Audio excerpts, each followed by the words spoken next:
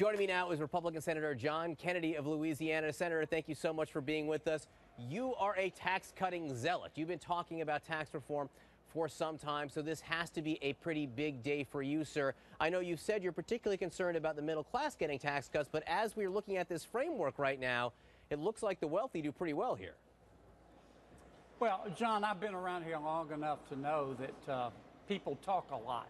You've got to watch what they do. Now, right now, it's a pretty broad-based plan. Looks like to me, it's about $4.5–5 trillion worth of cuts. We'll probably do a budget resolution, leaving room for maybe $1.5 trillion. That means there are going to be a lot of offsets. There have to be to make the numbers work. I don't believe in making tax policy on the basis of class. I want to help everybody. It's no secret my primary concern on the personal side is ordinary people, middle class. The best way to do that is standard deduction. If you're a couple making 70 grand a year, you take the standard deduction, you file jointly, you pay about $3,500 in federal income tax. After doubling the standard deduction, you'll pay about $1,700. That's going to help. 70% of our economy is consumer driven. That's going to help people and help the economy. On the business side, I agree with all of it, but I'm primarily interested in helping pass-throughs, the small businesses, LLCs, LLPs. There's no margin of error for us here. We have to do this. It's good for the economy, and it's good for the American people. I'm old enough to remember when Republicans were very concerned about deficits and debt. And you used a word that I haven't really heard from the White House or a lot of Republicans over the last month, and that's offsets. Yep. Are you going to insist that this tax cut, which could be, you said, I don't know what you said, $4–7 trillion maybe, is all going to be offset and paid for? I think we have to do offsets. My numbers show me that, and I don't know what the president's going to say, but my numbers show me this is $4.5–5 trillion. I know what I think the budget resolution is going to show. There's going to be a gap, and we're going to have to do offsets. Now, will it be a wash? No. And by the way, I've never said that tax cuts will pay for themselves. They won't. But if we couple them with the appropriate offsets, which is what tax reform means to me, and you do a reasonable amount of dynamic scoring, I think this is going to help the economy. And what choice do we have? We've tried everything else. We've tinkered with interest rates. We've done stimulus spending. We've done quantitative easing out the wazoo. This is all that's left. And it's probably what we should have started with. I want to get to what you've been talking about the last few months in a second, but I also want to tap into the fact you're on the Senate Judiciary Committee, and I know you've been talking about offering protections for the special counsel, for the office of the special counsel, which would essentially make it harder for the president to fire the special counsel. Do you think those protections are necessary? I think the first thing we need to do, and I haven't made up my mind on the bill, I want to make sure it's constitutional. There are a lot of people. I'm not thinking in terms of a particular president or personality. I'm thinking in terms of separation of powers. We heard some pretty smart people yesterday in committee say that it would be constitutional. On the other hand, I do support the FBI investigation. I think the FBI needs to be allowed to do its work.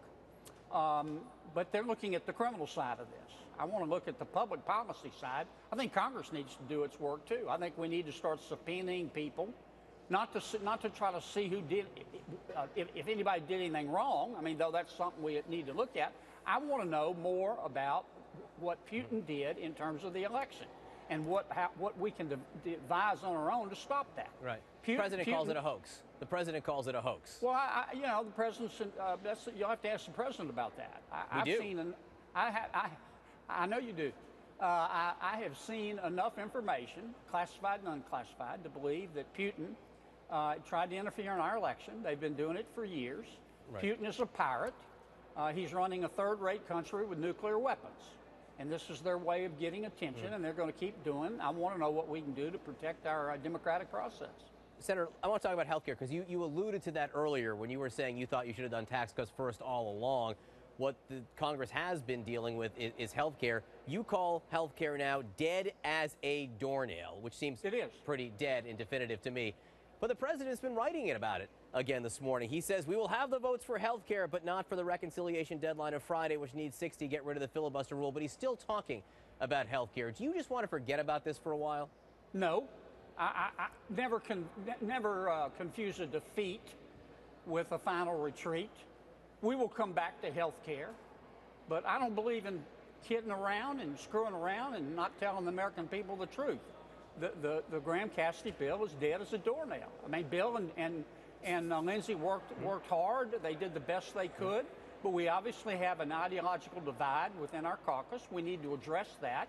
We do need to do health care reform. I think we will get it done, but I don't think we're going to get it done in this fiscal year. I wish we could. I don't know why we can't multitask up here, but we seem to only be able to do one thing at a time, and sometimes we don't do that one very well. Look, there's no margin of error for me. I was sent up here to replace Obamacare and put something better in its place, and I was sent up here to help ordinary Americans share in the great wealth of this country by fixing the tax code. And we failed so far on health care. We're not giving up, but the votes weren't there. I mean, I don't believe in nibbling around the edges. The bill was dead. It wasn't going to pass. So let's move to tax reform and come back to health care. That doesn't mean I'm giving up. I'm not. I just want to go get tax reform done. And I want to do it by November. And I want to make it retroactive to the first of the year.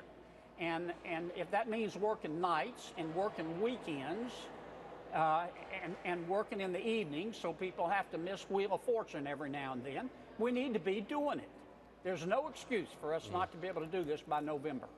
You are in big trouble with the Wheel of Fortune lobby now, Senator. Senator John Kennedy from Louisiana, thanks so much for being with us. I love Wheel of Fortune.